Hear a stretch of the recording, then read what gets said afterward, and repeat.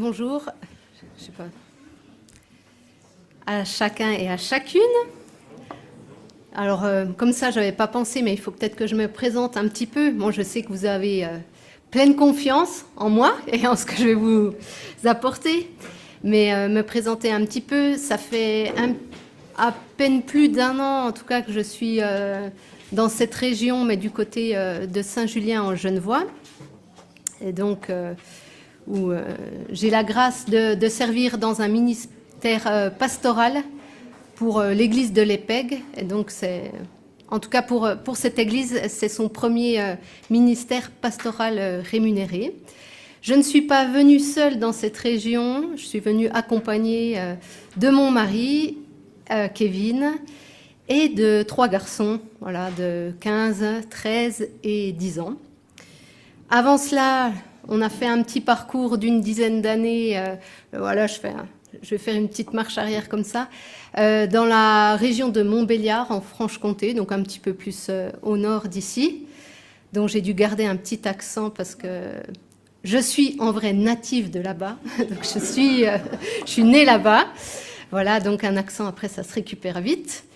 Avant cela, et là-bas, moi j'ai été un petit peu maman à plein temps, mais j'ai aussi la chance de pouvoir exercer un ministère dans une radio chrétienne. Voilà, donc ça c'était aussi dans mon parcours quelque chose de pas courant et très intéressant.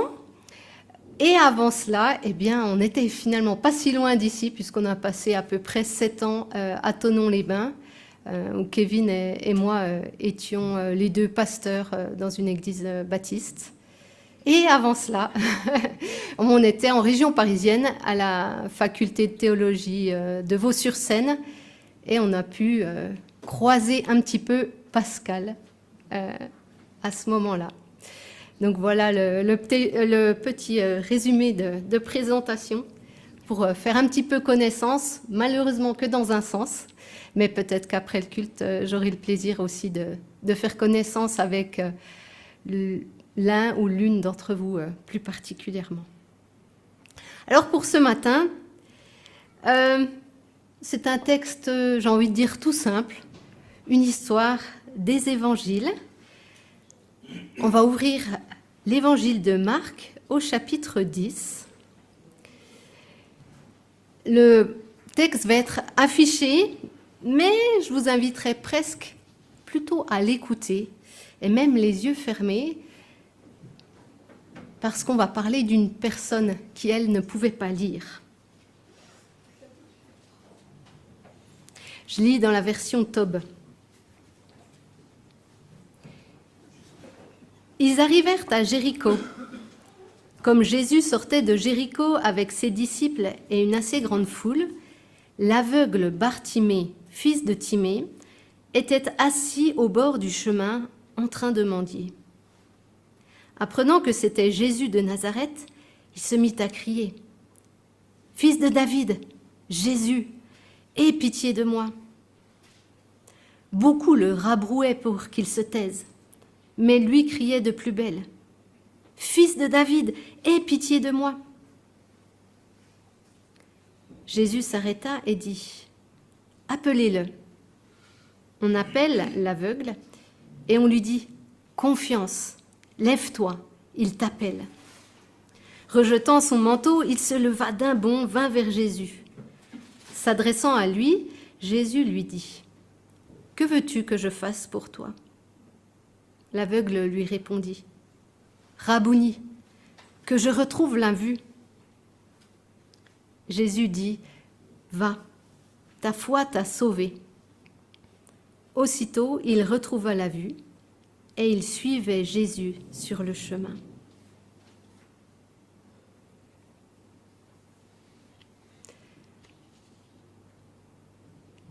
Pour démarrer, je vous propose quelques questions sur ce texte.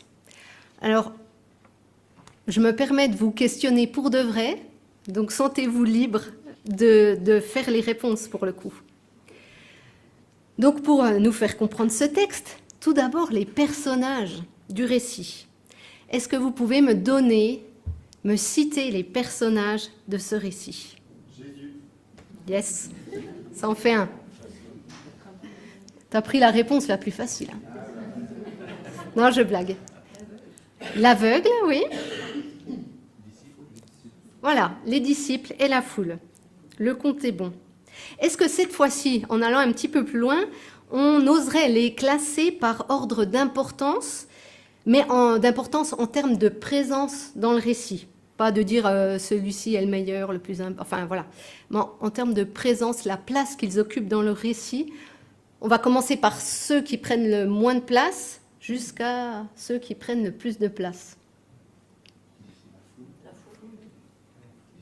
Alors, les disciples et la foule, moi j'ai envie de dire, on les met ensemble et effectivement on les met en premier. Parce qu'on s'aperçoit à un moment donné, il y a un « il » au pluriel qui est utilisé et au final on ne sait pas trop, ça peut être les disciples et la foule.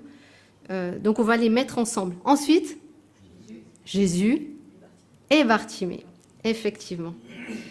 C'est comme ça qu'on peut les classer par ordre d'importance en termes de présence. Et clairement, ce qui ressort, c'est que le personnage principal, le protagoniste de notre histoire, c'est l'aveugle. Et donc, on va le suivre, l'étudier dans cet épisode de sa vie. On va reprendre le récit à son commencement, au verset 46. Qu'est-ce qu'on apprend au sujet de l'aveugle?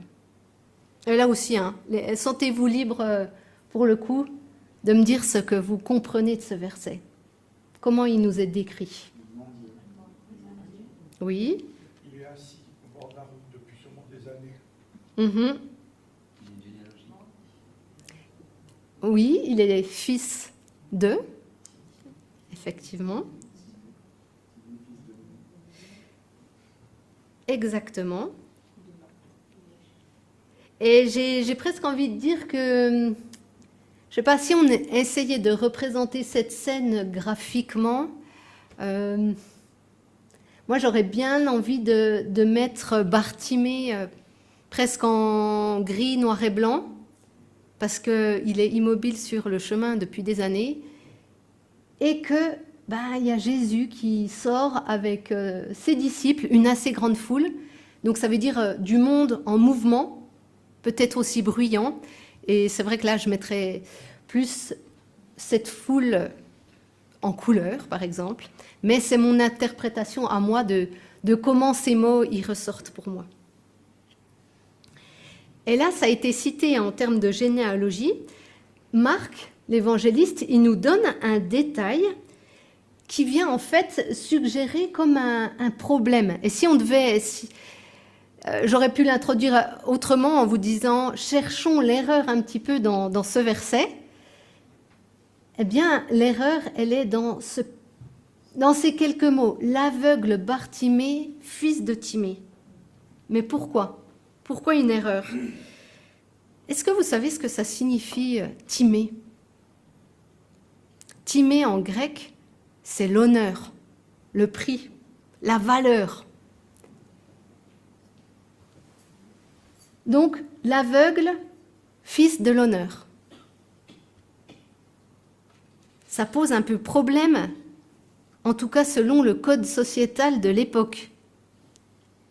C'est tout l'opposé de l'honneur, un aveugle qui est obligé de se tenir aux portes de la ville pour faire l'aumône. Loin d'être honoré, loin de faire l'honneur de ses parents, Bartimée se retrouve exclu de la société. Il est complètement dépendant des autres et de ce qu'ils voudront bien lui donner pour sa survie. Alors, quand on lit « L'aveugle Bartimée, fils de Timée, était assis au bord du chemin en train de mendier », on se dit qu'il y a comme un truc qui ne colle pas et que forcément, vu qu'on est dans une histoire vraie, mais il va quand même se passer quelque chose. Cette situation n'est pas normale. Ce prénom est peut-être quand même la promesse d'autre chose.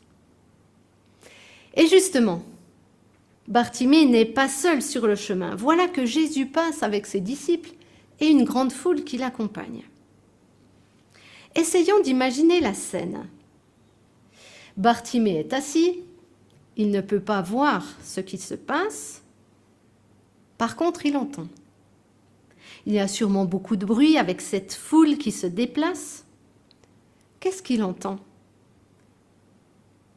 Des voix différentes, sûrement un genre de brouhaha, mais son attention auditive est bien aiguisée. Elle lui fait comprendre, et on le comprend, nous, au verset 47, que c'est Jésus de Nazareth qui est en train de passer devant lui. Quelle est sa réaction? Et j'ai envie de dire son premier mouvement. Qu'est-ce qu'il fait? Voilà, il se met à crier. Fils de David, Jésus, aie pitié de moi. Et on voit que quand les autres veulent le faire taire, alors peut-être la foule, peut-être les disciples, en tout cas un groupe, eh bien lui il se met à crier de plus belle. Je trouve que c'est incroyable ce qu'on apprend au sujet de cet homme en si peu de versets. Et je remarque notamment deux choses. La première, c'est au sujet de son caractère. Bartimée, il est clairement persévérant. Il ne lâche pas l'affaire, même quand on veut le contraindre à se taire. Il est déterminé. Rien ne l'empêchera à faire appel à Jésus. Et je mets 3 petits points, peut-être que nous, ça peut nous faire penser à certains moments où on a envie de baisser les bras parce qu'il y a trop d'obstacles, trop de voix qui nous disent de nous arrêter. Bartimée est persévérant. La deuxième chose qu'on découvre, c'est au sujet de sa compréhension de qui est Jésus. Comment est-ce qu'il l'appelle? Alors oui, quand il crie à lui, il dit fils de David, et puis après, on verra un petit peu après, dans son dialogue qu'il a avec Jésus, il l'appelle après Rabouni. Mais on va déjà s'arrêter sur cette appellation Jésus, fils de David. Bartimée, on n'en sait rien, mais il n'avait probablement encore jamais rencontré Jésus. Par contre, il avait peut-être entendu parler de lui. Et moi, j'aime bien imaginer que coincé dans son handicap, assis chaque jour au bord du chemin, faisant la manche, il a eu le temps d'entendre passer des gens, il a eu le temps d'entendre des choses et des gens parler de Jésus. Peut-être il a entendu parler de ses enseignements, de ses guérisons. Et assis sur le chemin, Bartimée a eu le temps de réfléchir et de se faire un avis sur Jésus. Et là, le jour où Jésus passe devant lui, il crie « Jésus, fils de David ». Voilà qui il est pour lui. Ça veut dire quoi? Ça veut dire qu'il reconnaît clairement Jésus comme le Messie, comme le Sauveur, comme le grand roi éternel promis à David. Et entre parenthèses, quelle différence avec les disciples qui côtoient Jésus depuis quelque temps et qui ont encore du mal à comprendre qui il est vraiment. Bartimée est clairvoyant. Il sait que Jésus peut faire quelque chose pour lui, que son cas n'est pas trop compliqué, trop désespéré, pour que le Messie puisse le sauver. Et donc, on pourrait se dire, Bartimée, assis depuis tant de temps au bord du chemin, quelle perte de temps, ou qu'est-ce que c'est, désespérant. Mais en même temps, coincé là, il a eu le temps de réfléchir. À qui est Jésus? Parfois, ces situations d'immobilisme peuvent être aussi très utiles pour faire jaillir des choses très importantes. Et justement, Bartimée a cru en Jésus, le Sauveur. Et il n'a pas eu tort, puisque verset 49, qu'est-ce qui se passe? Au milieu du brouhaha de la foule, et avec ces cris de Bartimée, Eh bien voilà que Jésus s'arrête. Maintenant, c'est toute notre attention qui est portée sur lui. Jésus est là, debout, au milieu de la foule, bien en évidence. Il s'arrête pour cet aveugle, il entend ces cris, il y est sensible. Et alors, il fait appel à lui. Mais qu'est-ce qui ressort dans ce verset 49 ? On l'a sous les yeux. Est-ce qu'il y a un verbe qui ressort particulièrement ? Parce qu'il est répété 3 fois. Eh oui. C'est l'idée centrale, je crois, de notre histoire. C'est ce moment clé qui va faire basculer le récit. C'est l'appel de Jésus qu'on peut mettre en majuscule dans notre tête. C'est l'appel de Jésus qui va faire basculer la vie de Bartimée. Marc insiste. Jésus dit « appelez-le ». On appelle l'aveugle. On lui dit « confiance, lève-toi », il t'appelle. Réfléchissons un instant. Bartimée était probablement habitué à sa situation.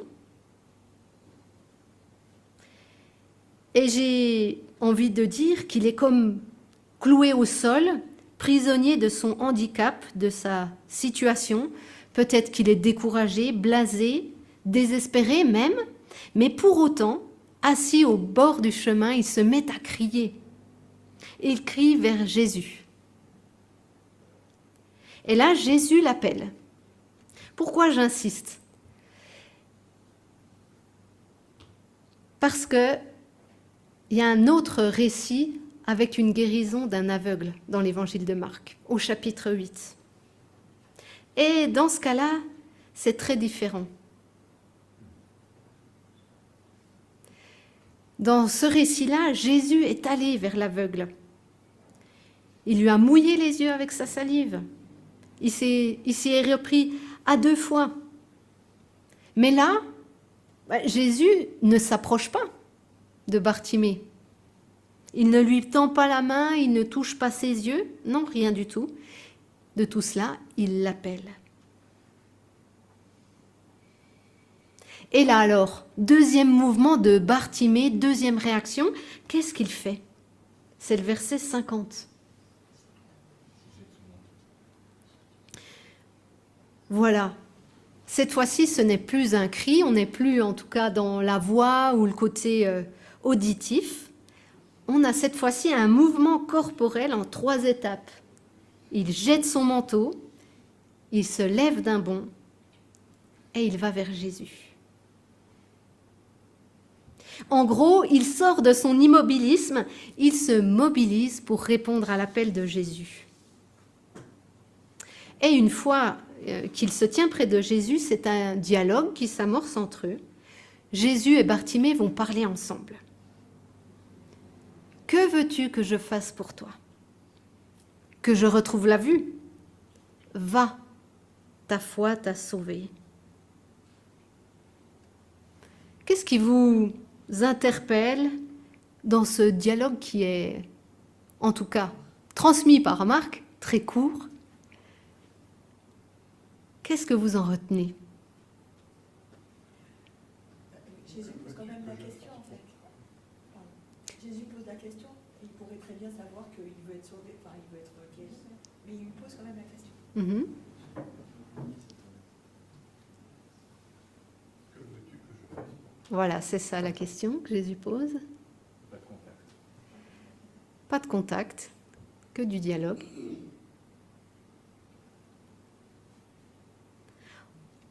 Tout à fait. En tout cas, pour moi, ça m'apparaît comme quelque chose de simple, fluide, efficace, voilà. Pas quelque chose de compliqué où, je sais pas, on s'embourberait dans une problématique, tout un dialogue un peu lourd, etc.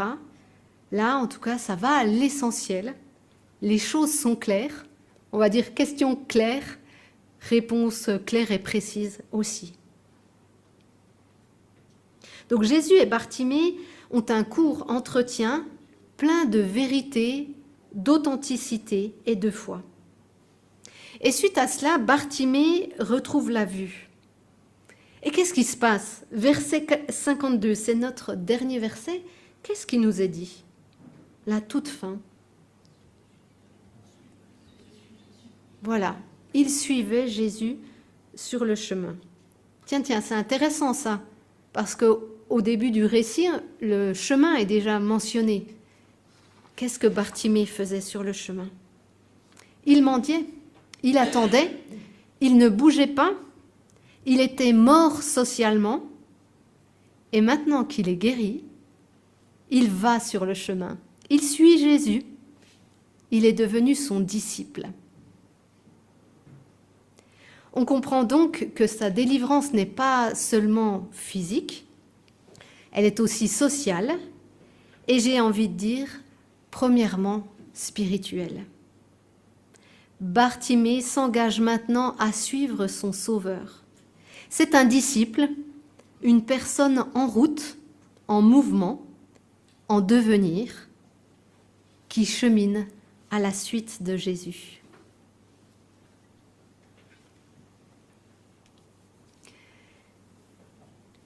Ce que je vous propose maintenant, pour terminer ce moment autour de ce texte de l'Évangile de Marc, c'est de voir comment ce texte peut encore nous parler dans notre aujourd'hui. Et ça va impliquer de faire un voyage dans les profondeurs de notre être intérieur. Dans cette dernière partie, je vais parler au jeu et j'espère que ce jeu sera aussi vous rejoindre. Je laisserai aussi quelques temps, quelques espaces de silence entre mes paroles.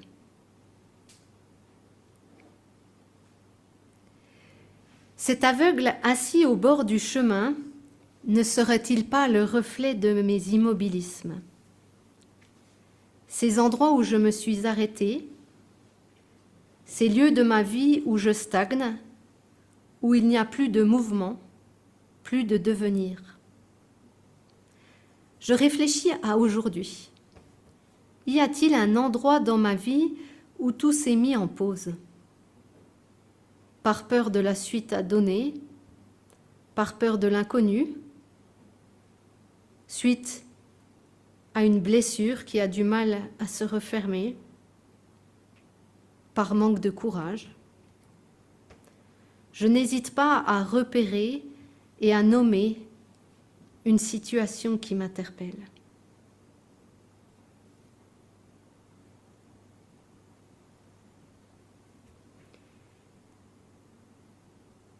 L'aveugle a entendu que Jésus passait sur son chemin. Il est convaincu qu'il peut faire appel à lui, le Messie, le Sauveur. Alors il crie. Il lance un appel de détresse, un SOS. Jésus, aie pitié de moi. C'est aussi mon cri lorsque je me sens perdu, impuissant face aux événements de la vie. Voilà même que des obstacles viennent se dresser sur mon chemin. On veut m'empêcher de crier vers mon Sauveur. La peine, la souffrance m'enlèvent la force de prier, de crier. Des personnes plus ou moins proches me disent que c'est peine perdue, me découragent, me critiquent. L'aveugle ne renonce pas pour autant. Il crie encore plus fort. Que son exemple vienne raviver ma persévérance, qu'il m'aide dans ma prière qui parfois prend des allures de combat pour réclamer le secours du Dieu vivant.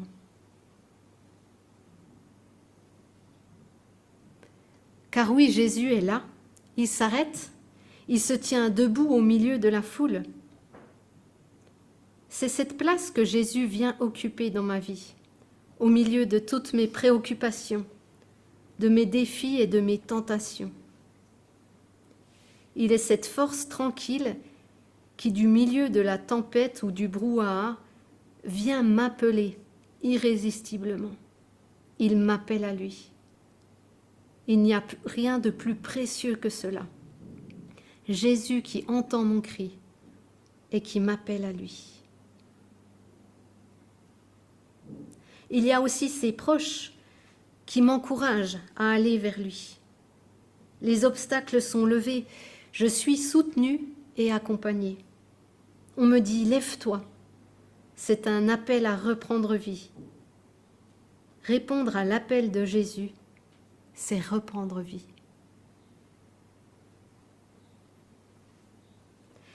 Immédiatement, l'aveugle réagit. Mais sa première réaction n'est-elle pas étonnante? Pourquoi Marc prend-il la peine de la mentionner?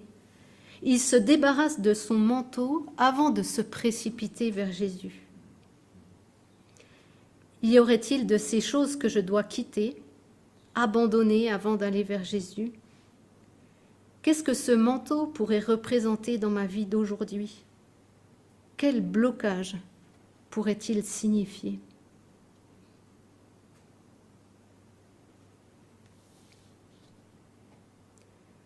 Le besoin de l'aveugle est évident, et pourtant, Jésus l'interroge. Que veux-tu que je fasse pour toi? L'aveugle ne le sait-il pas? Aurait-il pu simplement demander l'aumône comme à son habitude? Jésus questionne même là où ça peut paraître évident. Que veux-tu que je fasse pour toi? Jésus n'agit pas en dehors de nos besoins, de nos désirs et de notre volonté. Il nous questionne et nous amène à prendre conscience de nos besoins, les plus évidents, mais aussi les plus essentiels. Qu'est-ce que j'aimerais demander aujourd'hui à Jésus? Quels sont les besoins que je désire confier à mon Sauveur?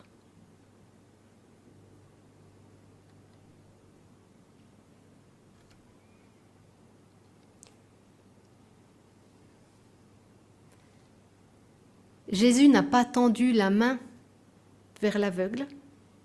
Jésus n'a pas touché Bartimée. Mais il a offert cette parole qui guérit et qui libère.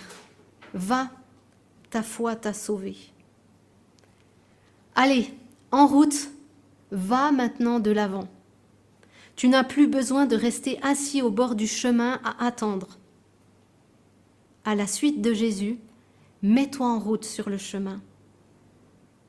Chemin de grâce, de croissance, de réception du pardon, d'apprentissage, de renouveau, d'obéissance, de persévérance, etc. En route pour une aventure qui te mènera jusque dans l'éternité auprès du Père bien-aimé. L'aveugle Bartimée retrouva la vue et il suivait Jésus sur le chemin. Amen.